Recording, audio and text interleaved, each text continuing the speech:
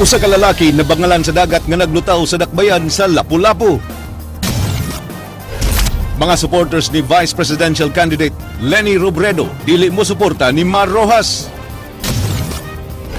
LTFRB mi-approve sa franchise sa SM Maybus.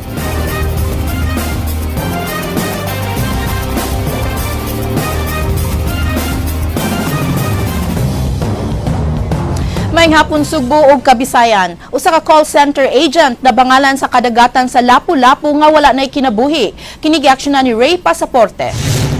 Gibira kining PC ni Edwin Katindihan ug gipakita sa news team nga mao'y gihigot sa patayng lawas sa lalaki nga napalgan naglutaw-lutaw sa kadagatan sa sitio kasamahan sa barangay Poblasyon sa dakbayan sa Lapu-Lapu. Sa amateur video ang lawas sa biktima, gihigtan og PC nga gihigot sa usa ka haligi. Si Katindihan niingon nga pasado alas 5 sayo kaganiyang buntag, nakitaan sa mananagat ang biktima nga naglutaw. Nakita barang taga sa guards niya na may bangka ni nga report. Di pabutangan lagpisi kay hadlo ko sa mga atos layo sa ang katong patay lagi nya mo to nga diri nagihigot ani. Walay nakitang samad sa lawas sa biktima gawas lang sa naong niini nga gidudahang kinitkitan sa isda. Nakuha sa kapulisan gikan sa lawas sa biktima ang usa ka cellphone og 71 pesos nga kwarta sulod sa pitaka. Nailhan sa homicide police ang biktima nga si Ronnie Companyon, 19 anyos, taga Tisa, Cebu City, og call center agent. Matud ni Senior Inspector Sinaido Pastor Fidi Jr., nailhan nila ang biktima human dunay text sa hinigugma niini ug ilang gitawgan gamit ang SIM card sa biktima. Sa pagkiginabi ning tigbalita kang Josel Estorosas, 20 anyos, taga Panglao, Bohol, nitugan nga katapusan silang nagkita niadtong Sabado. Human ni bisita kaniya ang biktima. Domingo iyang gihatod sa pantalan sa Tagbilaran kay mo pauli ang biktima paingon dinhi sa Sugbo kay mo duty niadtong Lunes. Martes sa gabi nag-text pa kaniya si Ronnie nga gikan kining ni duty ug ana kini sa Mactan. Matud ni Josel nga nagtiksanay pa silang duha apan nakapabalaka kaniya. Ang text ni ini nga wa na kuno siya'y ayo. Iya kining gitawgan ang iyang uyab apan wa siya tubagan ini. Nagduda si Josel nga naghikog ang iyang uyab. Gumikan sa iyaan ni ini sang litwa man sab sila mag-away. Sa pakiginabi kaganiyang buntag ni Josel, nagsakay na siya og barko paingon sa Sugbo aron mutan-aw sa katapusang higayon sa iyang hinigugma. Kasi unang investigasyon sa atong mga investigator dito, nakita nga yung mga external injuries ang biktima. Pero hindi siya subject for autopsy para may bawaan din nato sa hinungdan sa kamatayon. Alang sa Aksyon Bisaya, Ray Pasaporte, News 5. Sinulog Foundation wala pa makakompleto sa gikinahanglan nga mga dokumento aron ma-release ang hinabang sa Kapitolyo. Kaganiha bugtong hinabang alang sa tuig 2015 maulang ang na-release sa probinsya sa Sugbo. Kini giaksyonan ni Jinky Rosit. Gipaybaw sa buhatan sa Provincial Treasurer's Office nga na-release na nila ang pondo nga 1.5 million pesos nga ay gitagana sa Kapitolyo alang sa Sinulog Foundation sa tuig 2015 lang. Apan padayong pending ang lain pang 1.5 million pesos nga ilang gisaad niadto pang tuig 2013 ug 2014. Hangtod karon wa pa makumpleto sa Sinulog Foundation ang ilang rekisitos nga gipangayo aron ma-process na ang pondo nga gitagana kanila isip financial assistance gikan sa lalawigan sa Sugbo. Actually, nato issue as regards to previous liquidation sa Sinulog Foundation and then accreditation nato dari sa Sanggunian Panlalawigan. Di pa sa batino ni Giyal kung madungan og hatag sa Capitol ang 1.5 million nga kuwang sa nanglabayng duha ka tuig uban sa bag-o nga gipangayo sa Sinulog Foundation alang karong Enero 2016. Magdepende lang kini sa budget appropriation nga gitagana para sunod tuig kung gahinan ba kini sa Kapitolyo. Naman tayo mga other priorities.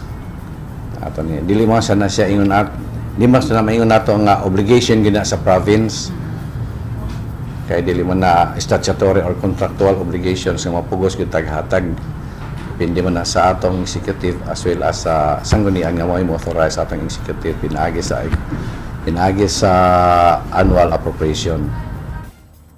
Gipasabot sab sa treasurero nga ang paspas nga pag-release sa pondo magdepende sa mga papeles nga nasumiter sa ilang buhatan, inubanan sa saktong liquidation sa kwarta. Alang sa Aksyon Bisaya, Jinky Rosit, News 5. Gisugyod ang paggahin og pundo alang sa financial assistance sa tanan nga rehistrado nga senior citizens sa Dakbayan sa Sugbo. Pagkakaroon ng uban nga senior citizens naghuwat sa ilang turno nga makadawat sa financial assistance. Kini gi-aksyonan ni Leslie Caminada Vistil. 7,300 ka mga senior citizens ang anaa pa karon sa waiting list sa Office of the Senior Citizen aron makadawat sa financial assistance gikan sa Dakbayan sa Sugbo. Matud pa ni Oscar Head Domingo Chavez, gawas sa 60,000 nga miyembro na daan sa OSCA, nag-anamsad ang pagdaghan sa mga buot magpamiyembro nga ana sa listahan. Pasabot pa ni Chavez nga maglisod sila sa pag-akomodar sa kapin 7,000 ka seniors tungod sa kakuwang sa budget. Yes, ma'am. Yes, ma'am. Kung walay budget, ma'am, nga ma-approve, ma'am, mag-agad din na siya, ma'am, sa namatay, na-deleted, tugod kay nawa. Sir, tinuod yun yung nadunggan ako, nga nilikramo na ako, nga dugay na kay kuno silang i-apply for senior citizen, kay 63 naman sila karon, 64 ng uban, pero giingnan ng kuno sila nga, di pa kamasud, kaya pa mamatay. So, sir, ingon sila nga talain bagayan ng klaseng pagka-miyembro sa senior citizen sa Cebu City. Matud ni Chavez nga nagtaga na lang ang syudad karon tuiga og 720 million pesos nga budget alang sa 60,000 ka mga senior citizens nga rehistrado sa Sugbo. Dugang pa ni Chavez nga kung pasakaan ang budget sa financial assistance, maapil niini ang libuan ka mga seniors nga anaa sa waiting list. Supposed to be, sa budget na siya, increase na nilang budget para ka ng 7,300 nila sa waiting list. That's the best way sa on the part of the council to mag-approve nilang budget. Ang Pangulo sa Budget and Finance Committee sa Konseho sa Dakbayan sa Sugbo, Margot Osmeña, wa sa magtuo nga ang gigahin nga pundo nga laing 50 milyones pesos di ay alang sa waiting list. Only this year, I will go back. That if we approve 720 million for this year, for 60,000 qualified senior citizens, that is because that is the amount that was proposed. We did not change anything. Okay? Now for this next year, ang proposal is 700, like I said, 770 million. So nagtuog yun na kanang additional na 50 million maka-cover sa waiting list. Sa nasayran ang 50 milyones pesos nga gipangayong budget sa Office of the Senior Citizens Council alang sa mga regalo ug birthday cakes ug uban pang pahalipay sa mga senior citizens. Apan matud sab ni Oscar Head Domingo Chavez nga mas pabor siya nga igahin kini sa ana sa waiting list. Maayo na lang nga ipanghatag na lang ang budget alang sa mga katiguangan nga ana sa waiting list. Para lang ko, kung there is a fund, there is a fund allotted for that, 7,300, meron din naman, pinakamayo ng cash yun. Nagplano ang OSCA nga i-propose sa 2016 annual budget ang kapin 800 milyones pesos nga financial assistance aron maapil ang mga seniors nga anaa sa waiting list.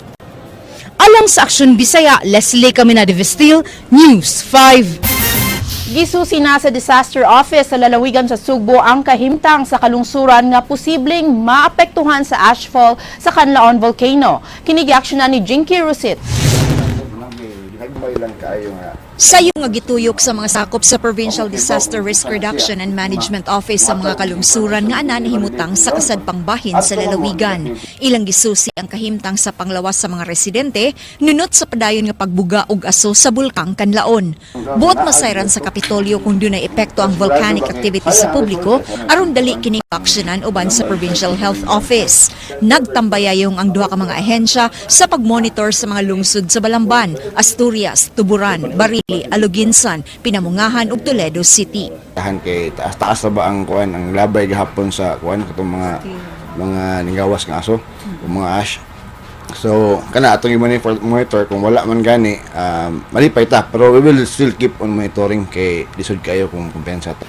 Pagkakaron hanging amihan ang nasinati sa Sugbo. Kung doon na may pagkusog sa bugwak sa asugikan sa bulkan, adto lang gihapon kini paingon sa southern part sa Negros Oriental. Ilang giawhag ang LGUs nga kanunay magbinantayon sa ilang panglawas. This basically preparedness og para sa responde sa bako pohon nga ato itaas-taas gamay ang antas sa kabalo sa mga atong mga responders ang kay lisod gis tanan. Ang kalit nga pag-uwan kagahapon, dakuog natabang sa pagkontrolar sa pagkatag sa abo sigon sa PDRRMO. Ang Environmental Management Bureau sa DENR nagpadala na sabog mga tao alang sa pagtesting sa kalidad sa hangin tungod sa abo nga gibuga sa Bulkang Kanlaon. Alang sa Aksyon Bisaya, Jing Kerosit, News 5. Mga organizers sa International Eucharistic Congress anda mudawat og hinabang aron mas mapanindot pa ang pavilion dinhi pahigayon ang labing dako nga kalihukan sa simbahan karong Enero. Ang detalye sa report ni Ryan Sorote. Unang nagamit niya itong weekend ang International Eucharistic Congress Pavilion, kapin sa 7,000 ka mga tao ang nihugup sa pavilion na misuway sa mga pagpangandam sa mga organizers sa IEC. Gilagway nga nagmalampuso ng kalihukan, apan dunay mga ginagmay nga pagsaway ang mga mibisita sa pavilion. Ang kaugara sa itsura o kaabog sa palibot ang unang namatikdan sa mga tao. Dili naman ni nato ikahatag or wa man nigig-apil sa atong sabot sa Doros. So these are fixtures that are to be provided by us. Laki punta sa plano ang pagpanindot sa pavilion, apan giuna-una sa mga organizers ang pagbayad sa pagpatukod ini ug ang ubang mga nagunang bayronon. Giprioritize nila ang mga dagkong bayronon tungod sa kalimitado sa ilang pondo. Tungod ini, anda mo dawat og tabang o mga donasyon ang organizers aron mapanindot ang pavilion. Mahimo sad baya nga ang katong atong gustong mutabang kani mo itabang in kind kay tingali wa sila cash. Subli usab nga gitapok sa Archdiocese of Cebu ang nagkadaiyang mga ahensya sa gobyerno ug mga grupo alang sa seguridad sa dakong solemn procession sa IEC. Gawa sa kadagan unya sa mutambong, gitutukan sa security plan ang pag-secure sa mga VIPs nga langkuban og mga obispo ug international delegates. Ang crowd control ang gipangandaman usab sa organizers tungod sa posibleng nga aberya o mga problema atol sa prosesyon gikan Kapitolyo paingon Plaza Independencia. Mao nang namugna ni nga activity kay highly populated man ang activity. Unya open sad. Yes kana sir. Open sad, so prone siya sa mga petty crimes. Number 2 is terrorism. Alang sa Aksyon Bisaya, Ryan Sorote, News 5. 5 ka mga tao ang gidagop sa kapulisan human gingong nag-operate og illegal nga swerte sa lain-laing area diha sa lungsod sa Minglanilla. Si Ray Pasaporte sa kompletong detalye. 5 ka tawo ang nadakpan sa Minglanilla Police Station kagahapon sa hapon ug kagabi tungod sa illegal nga swertres. Ang 5 nga nadakpan mao sila si Maeve Garcia, lumad nga taga Davao del Sur ug kasamtangang nagpuyo sa barangay Abono, Minglanilla, Cassandra Blanco, taga Campo 8, Minglanilla, Joy Sigira, taga Tulay, Marie Martinez, taga barangay Tungkil ug G. Mark Pilyaso, lumad sa Davao del Sur ug kasamtangang nagpuyo sa barangay Kiyot, Dakbayan sa Sugbo. Nagabhian sa ilang operasyon ang kapulisan tungod kay gisubay nila ang laing-laing barangay. Din gikatahong nag-operate ang mga dinakpan. Ato ning gituyo tungod kay gusto nato ang tibuok lungsod sa Minglanilla gud moy malimpyo sa legal gambling, particular na kanang swertres. Si Senior Superintendent Noel Guilliamac, hepe sa kapulisan sa probinsya sa Sugbo, mitugan sa mga tigbalita ni adtong Martes nga nakadawat siya og suwat reklamo gikan sa mga opisyalis sa lungsod sa Minglanilla kabahin sa illegal swertres. Gipasabot sab ni Oriol sukad sa iyang paglingkod sa nakalabayng mga buwan nihimo siya og sub-sub nga operasyon batok sa illegal nga pasugal. Ang operasyon nila kagahapon agig tubag sa reklamo sa mga opisyalis sa lungsod kinsa may pahibaw sa pulis sa pagkuyanap sa illegal nga swertres sa ilang area. Giklaro sa kapulisan nga wa pahingpit nga makasud sa tanang barangay sa Minglanilla ang illegal nga pasugal nga hugot nilang gimonitor karon. Ang ato pong gikuan ni proteksyonan po nani tungod sa mga kuan sa mga authorized mga loto sa mga PCSO outlets na naapektuhan aning kuan illegal na sugal. Nakuha nga ebidensya ang stabs, calculator ug kwarta nga gituuhan halin sa swertres. Awhag sa kapulisan sa mahiligon og swertres. Nga adto lang sa loto outlet mupusta aron klaro ang daog niini. Ang 5 ka dinakpa na mahayag nga igo ra silang gisulyohang 200 pesos ang adlaw. Sigado ra mo ang adlaw. Ano ni sod kay mao ka illegal? Malosa. Pugos kang sod kay wa kay trabaho. Standby lang sir ba niya? Wala pa laing kuan sir, standby may kwarta sir. Pilitahan sa imuhang pesos na makadaw. 6,000. Karong hapon, pormal ng isang at ang kaso sa kapulisan batok sa 5 kadinakpan. Alang sa Aksyon Bisaya, Ray Pasaporte, News 5. Mga supporters ni Vice Presidential Candidate Leni Robredo sa Sugbo dili mo suporta sa katandem niini nga si Presidential Candidate Mar Rojas. Alang kanila ang hinungdan sa ilang panaghugpong maulang ang pagpaluyo kang Robredo ug way labot si Rojas. Kinigiaksyonan ni Ryan Sorote. Naka-yellow nga t-shirt nga dinay yellow nga ribbon si Jessica Marie, ang maguwang nga anak ni anying Interior Secretary Jessie og Kongresista Leni Robredo nga magpapili pagka Vice Presidente sunod tuig ubos sa Liberal Party. Ania sa Sugbo si Jessica aron ipailailang iyang inahan sa mga Sugboanon isip usa sa ilang pilian sa umaabot nga piniliay. Giorganisa ang kalihukan sa Cebu for Leni nga gilangkuban og mga volunteer sa private sector nga mo'y nisaad sa pagkampanya sa kongresista dinhi sa Sugbo gikan sa ilang kaugalingong panudlanan. Giklaro hinuon nila nga bugtong si Leni ra ang ilang paluyuhan ug ikampanya isip usa ka grupo ug way labot ini ang katandem ini nga si Mar Rojas. So ang basis of unity for this group is Leni Robredo. Alone. Leni lang. Simply. Kapag kilala na si Leni Robredo, ako, yung next phase ko is, iboboto niyo si Leni, pero kung iba yung katandem niya, magagawa niya ba yung mga plano niya? That's the next question. Gipasalig sa Cebu for Leni nga ilang paningwahaon nga mapaila ang kongresista nga ilang hulagway nga dunay katakos sa pagserbisyo sa katawhan. Ilang gitubok ang pagka-volunteer lawyer ni Robredo sa usa ka NGO sud sa napo ka tuig. Gipasalig usab sa grupo ang pagsuporta sa mga NGOs ni Leni kinsa nakibaw sa iyang kapasidad sa pagtabang. Dakong nakatabang usab ang maayong track record ug pamaagi sa leadership ni anying Jessie nga nakatabang sa klase sa pagserbisyo sa iyang asawa isip kongresista sa Camarines Sur. But I think she has done a very good job so far in making sure that she's fulfilling her responsibilities as a congresswoman at the same time, hindi napapabayaan kaming mga anak sa bahay. Alang sa Aksyon Bisaya, Ryan Sorote, News 5. Election Registration Board gikatakdang mo desisyon sa kaso sa 94 ka mga botante nga gibabagan sa ilang pagparehistro sa lungsod sa Hinatilan. Mga kapitan gikan sa Barangay Palanas, Giwanon ug poblasyon sa lungsod sa Hinatilan mo'y mibabag sa ilang aplikasyon. Matud sa mga kapitan, dili mga residente sa ilang lugar ang 94 ka botante. Ugma mahibawan kung idinay kini sa COMELEC o dili ang application for registration sa mga botante. Bugtong lungsod sa Hinatilan lang ang dunay kaso nga susama niini. Ano ang ibutang sa opposition kung gihakot board ang nakabutang lang dito is not residents or do not maintain residential houses in their barangays. Gisugda na sa Provincial COMELEC Office ang verification sa listahan sa registered voters nga makabutar karong election sunod tuig. Nag-abot ang mga election officers sa kalungsuran ug syudad aron sa pagberipika sa gitawag nila nga Project of Precincts. Tinguha nila nga masayran ang kinatibuk ang ihap sa registered voters gikan sa probinsya sa Sugbo. Matud ni Attorney Ferdinand Gohilde niadtong tuig 2010 ug 2013 elections, ang mga clustered precincts adunay 1,000 ka botante. Buot nila himuon nga 800 na lang ang gidaghanon sa matag clustered precinct. Iba. When you say clustered precinct, ato nang gi-merge ang several established precincts for purposes of voting in the 2016 elections.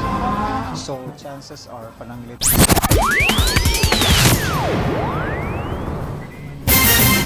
Pabiling kampante o wa mabalaka ang Department of Tourism dinhi sa rehiyon bisan pa man sa nagkagarbe nga kagubot sa ubang mga nasud karon. Si Ryan Sorote sa detalye. Di malilong nga nagkagrabe na ang kagubot sa Middle East o Europe tungod sa gubat sa Syria o terror attack sa Paris, France. Tugod ini, mimenos ang pag-abot sa mga langyaw gikan sa maong mga lugar. Hindi pagwas usab ang US State Department og advisory nga nag-discourage sa ilang mga nationals sa paggamit og public transportation og pagtambong og mga dagkong public events. Way gitumbok nga lugar og kalihukan ang advisory apan igo na kini aron mabalaka ang mga magpapatigayon. Wahinon mabalaka ini ang Department of Tourism 7 kay mas dako ang market sa Pilipinas sa laing nasod sama sa Korea ug Japan, itandi sa Middle East ug Europe. We're not happy about what is happening there. It's just that as an effect, I think that is the reason why we are more considered now as a destination of the Europeans. Naguna gihapon sa lista sa DOT-7 sa labing daghan o gipadanga mga turista ang South Korea. Kagahapon, usa ka grupo sa mga Japanese travel agency operators ang miabot sa Sugbo aron ma-explore sa mga tourist spots nga ilang i-offer sa ilang mga agencies. Mudaghan usab ang mga tourist arrivals sa Enero sunod tuig tungod sa sinulog ug ang International Eucharistic Congress nga muagni og di buminos 15,000 ka mga lokal ug langyaw nga mga delegado. Now, they are not only coming here to attend the Congress, but also to enjoy the different tourist sites in Cebu and even outside Cebu. So we want to... Alang sa Aksyon Bisaya, Ryan Sorote, News 5. Giaprubahan karong hapon sa Land Transportation and Regulatory Board ang prangkisa sa tulo ka SM MyBus. Si TFRB Director Reynaldo Elnar ang mipalusot sa order. Lakip sa aprobado nga prangkisa ang ruta gikan Talisay City paingon SM Seaside via SRP, Mambaling and Bacalso ug vice versa. Dunay pretty nga 25 pesos ang MyBus. Ang MyBus usa ka joint venture sa SM Prime Holdings Incorporated ug Manila-based Jamliner Incorporated ang MyBus. Di pa makadagan ang laing 74 ka mga MyBus kay wa pa kini ma-inspeksyon sa LTFRB. Gisupak sa Transport Group sa Sugbo ang aplikasyon sa prangkisa sa MyBus nga usa ka high-quality public transport system. Naprobahan ang prangkisa sa MyBus sanglit way katakos nga makahatag og samang kalidad nga serbisyo sa mga pasahero ang mga misupak niini. Matud ni Ryan New nga nangulo sa Cebu Transport Group nga mibabag sa paghatag sa franchise ilang konsultahon ang ilang legal team sa paghimo sa sunod nga lakang. Klaro, bigay yung special treatment. Iwan na nila yung spelling, anak. It's always special treatment. Labaw sa Peace and Order Program sa Cebu City Hall tuyong may bisita sa Camp Sotero, Cabahog aron pagsusi kung nakakomply na ang kapulisan sa mga rekisitos nga gikinahanglan aron mapagawas na ang pondo alang sa pagpalambo sa CCPO. Ang report giaksyonan ni Leslie Caminada Vestil. Kaganihang buntag ni bisita sa Camp Sotero, Cabahog si Consel Dave Tumulak kinsa mao Peace and Order Program. Sa nasayran adunay minilyon nga kantidad ang gigahin ang dakbayan alang sa kapulisan apan giung wa pa kini magamit. Gikatahong dunay 238.9 milyones pesos nga gitahong wa magamit nga budget alang sa PNP. Apan matud pa sa labaw sa Peace and Order Program, ana lang ang pundo ug adunay kuwang nga rekisitos ang PNP. Hinungdan nga gibisita ni Consel Dave Tumulak ang Cebu City Police Office aron masusi ang mga kakuwang niini sama sa privately owned lot nga gitukuran sa CCPO, request sa kapulisan ug motor vehicles. Ang syudad migahin og 50 milyones pesos alang sa pagtukod og bag-ong building sa Cebu City Police Office. Apan sa dili pa mahinayon ang katukuran niini, kinahanglan pang resolbahon sa mga opisyal sa syudad ang problema sa luna. Sanglit ang atubangan nga bahin niini, gipanag-iya sa lokal nga kagamhanan sa probinsya sa Sugbo. Apan maayo na lang kay idunar kini. Samtang ana pa karon sa negosasyon tali sa Ayala ug pulisan nga mo'y nakapanag-iya sa pribadong luna sa likod nga bahin sa CCPO. Na say ongoing negotiation pod tali sa Cebu City Police Office, mas may magod nga sila, no, nga sila gyud makigsabot tali sa pribado nga nag-iya sa luna para sa ingon og dunay makabuot nila nga kanang kaayuhan, dili gid magbakuli paghatag ang syudad Sugbo og mga tabang ngadto sa atong kapulisan. Sa request sa mga police chief station commanders, din gigahinan sab kini og 28 milyones pesos alang silang ekipo. Wa sab niini nagamit tungod kay wa magkasinabot ang hepes kapulisan sa dakmay sa Sugbo ug mga station commanders. Abot man ni si Colonel Batchan sila nga usa ra gyud dawato nato. Ang katong gikan ra gyud niya. Iyan ang i-collate ang tanan nga mga request gikan sa mga nagkadaiya nga mga police station para usa ra sad ka tawo ang atong makasabot og nga desisyon ila sa kapulisan O kita sa syudad Sugbo, igor at madawat sa ilahang request. Samtang gipaabot nga budget sa kapulisan maong pag-purchase nila og mga sakyanan nga gigahinan og 98 milyones pesos apan nalangay kinitud kay kasamtangan pa kining review sa City Budget Office. Alang sa Aksyon Bisaya, Leslie Caminade, Steel News 5. Laing prisuhan na usab ang plano nga tukuron sa Bureau of Jail Management and Penology 7 dinhi sa Sugbo. Di pa dugay gitagaan sa lokal nga kagamhanan sa lungsod sa Barili ang BJMP og 1,500 square meters aron patukuran sa bag-on nga jail facility. Gipangitaan na nila og pondo ang proyekto apan aminado sila nga di kini nila mabuhat nga sila ratungod sa kalimitado sa ilang pondo. Nang hinaot ang BJMP nga dunay pribado nga grupo o individual nga moabag nila sa pagpatukod sa bag-o nga prisuhan sa Barili. Mas maayo nga mabutangan na gyud og district jail sa Barili aron dinhi na ipriso ang mga inmates nga taga Southeast ug di na sa CPDRC dinhi sa Dakbayan sa Sugbo. Pinaagi niini di na unya maglisod ang pamilya sa mga piniriso sa pagbisita sa ilang mga kabanay nga piniriso. Gawas sa Barili, wa pagyapon nila mapatukod ang rehabilitation center sa lungsod sa Argao ug sa Tuburan. And also sa family, dili sila maglisod og ari sa Cebu aron sa pagdalaw kay mas layo magud ang Cebu City kaysa dito nga duol ra, so mas nindot ang relasyon nila sa ilang pamilya.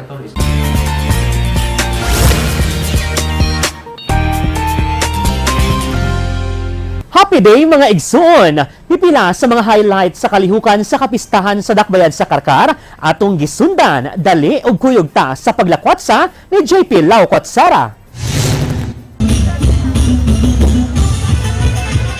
Suod na sa 13 ka tuig, usa sa mga highlights sa kapistahan sa Dakbayan sa Karkar. Pahinungod kang Santa Catalina de Alexandria, mao ang Kabkaban Festival nga mao'y usa sa mga karaang pangan sa nisgotang syudad sa bagatang bahin sa lalawigan sa Sugbo. Karong tuiga, wauna gihimo nga usa ka contest ang Kabkaban nga gisalmutan sa napuo ka dagkong tunghaan sa maong syudad. Ang Kabkaban karong tuiga nagpakita sa timeline sa mga panghitabo sa Karkar sukad sa panahon sa mga labing unang nagpuyo sa lugar ngadto na sa pag-abot sa mga Kastila, Amerikano ug mga kulturang tatak Karkaranon. Nagsilbing audition ang maong mga performances gikan sa street dancing ug ritual showdown kung kinsay mo representar sa syudad sa Karkar sa maabot nga Sinulog Festival sa Dakbayan sa Sugbo karong ikatulong Domingo sa Enero 2016. Samtang hugyaw nga production number ang nagbukas sa Binibining Karkar 2015. 15 ka mga kandidata ang nagrepresentar sa mga kabarangayan sa Karkar. Brazilian-inspired ang tema sa maong Grand Coronation Night. Nahimong mas colorful ang hawanan sa entablado sa dihang migawas na ang mga kandidata sulob ang swimsuit.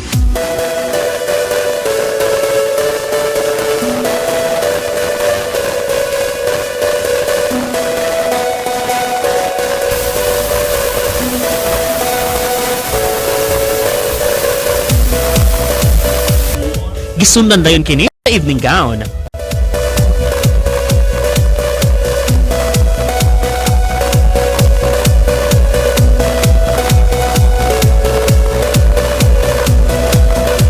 Wala mga kanang-ensayo sa 2020. Nag-iusa kita sa pag-ampo o sa paglihok para padayon kanang sa kabudan.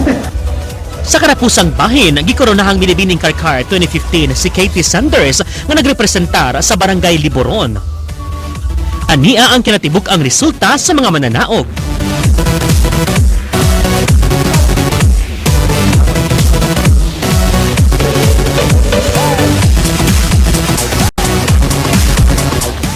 Ug mga kadtong langkob sa atong live news karong hapon, alang sa walay karapusang mga chika, sa balik ko ninyo matag alas 7:30 hangtod alas 9 sa buntag, Lunes hangtod Biyernes sa Rated JP sa Radio 511.9 News FM Cebu.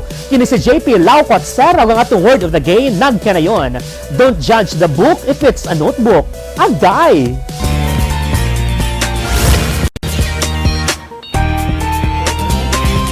Mukad to mga balita sa Aksyon Bisaya, ako si Georgia Herrera. Mga balita nga pundasyon sa ligdo nga opinyon, konkretong solusyon.